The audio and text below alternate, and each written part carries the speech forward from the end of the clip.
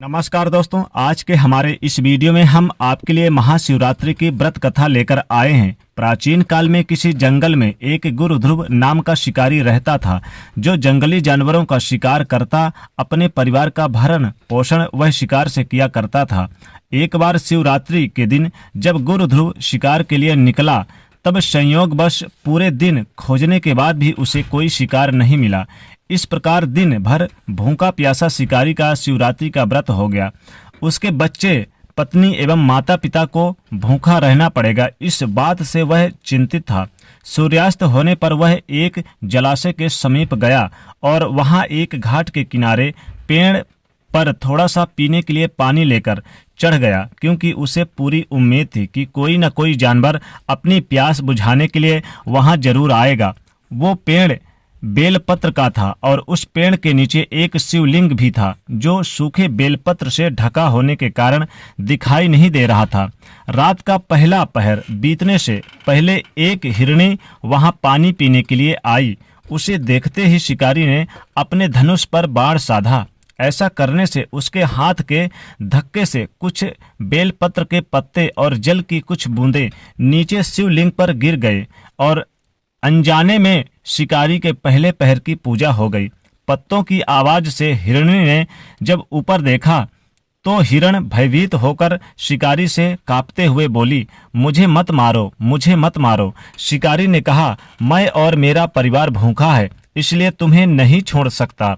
हिरणी भयभीत होकर शिकारी से जीवन की याचना करने लगी। बोली, मेरे छोटे छोटे बच्चे हैं और मेरे वापस लौटने का इंतजार कर रहे हैं। मैं उन्हें अपने पति को सौंप आऊं, फिर तुम मुझे मार देना। मुझे बस यानी कि इतना समय दे दो। झूठ नहीं बोल रही, तुम मुझ पर विश्वास करो। मैं शीघ्र ही लौट आऊंगी। अगर मैं लौट कर ना आऊं तो मुझे वो पाप लगे जो विश्वासघाती और शिव द्रोही को लगता है।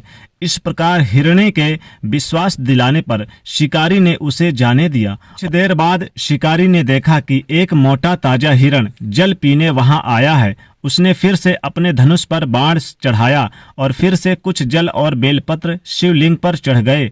इस प्रकार शिकारी के दूसरे पहर की पूजा भी हो गई।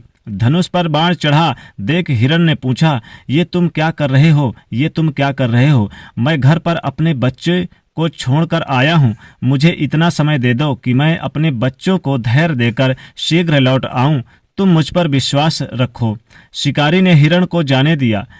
जल पीकर वहां से हिरण चला गया। अब दोनों हिरण घर जाकर इकट्ठे हुए तो अपना अपना वृत्तांत एक दूसरे को सुनाते हुए बोले, हमें जल्द ही शिकारी के पास लौटना है। अपने बच्चे को धैर्य देकर जब वो चलने को तैयार हुए तो सबसे पहले हिरणी बोली, मैं शिकारी के पास जाऊंगी और आप मेरे बच्चों का ख्याल रखना। हिरणी की बात सुनकर हिरण बोला, माँ के बिना बच्चों को कोई नहीं संभाल सकता, इसलिए तुम यहीं रहो, मैं शिकारी के पास जाऊंगा। तब हिरणी बोली, पति के बिना पत्नी का कैसा जीवन? आपकी मृत्यु के पश्चात मैं कैसे जीवित रहूंगी? मैं वहां अवश्य जाऊंगी। और वह दोनों बच्चों को समझा बुझाकर चल पड़े। जब बच्चों ने देखा कि माता पिता जा रहे हैं तो वह क्या करेंगे, तब वो भी उनके साथ चल पड़े। इस प्रकार वह सभी परिवार शिकारी के पास पहुंचे। उन्हें देखकर शिकारी झट से धनुष पर बाण चढ़ाया, जिससे फिर कुछ बेलपत्र और जल की धाराएं शिवलिंग पर चढ़ गई, जिससे शिकारी के तीसरे पहर की पूजा भी संपन्न हो गई और उसके दुष्कर्म नष्ट हो गए और उसे ज्ञान की प्राप्ति हुई। हिरण ने कहा, हम सभी उपस्थित हैं, आप हमारा वध करके अपने परिवार की भूख मिटाइए। तब भगवान शंकर जी की कृपा प्रसाद से ज्ञान के द्वारा शिकारी सोचने लगा, मुझसे तो अच्छा ये अज्ञानी पशु ही धन्य हैं, जो कि परोपकार परायण होकर अपना शरीर दे रहे हैं। मैं मनुष्य जन्म पाकर भी हत्यारा बन चुका हूँ। ये सोचकर शिकारी बोला, तुम सभी धन्य हो, तुम सभी धन्य हो, तुम्हारा जीवन सफल है, तुम्हारा जीवन धन्य है। जाओ, मैं तुम्हें नहीं मारता, तुम निर्भय होकर यहाँ से जाओ। शिकारी के ऐसा कहते ही स्वयं भोलेनाथ, स्वयं काशीनाथ शिव शंभु भोलेनाथ वहां पर प्रकट हुए और बोले, मैं तुमसे अति प्रसन्न हूँ, मन चाहा बर मांग लो वत्स।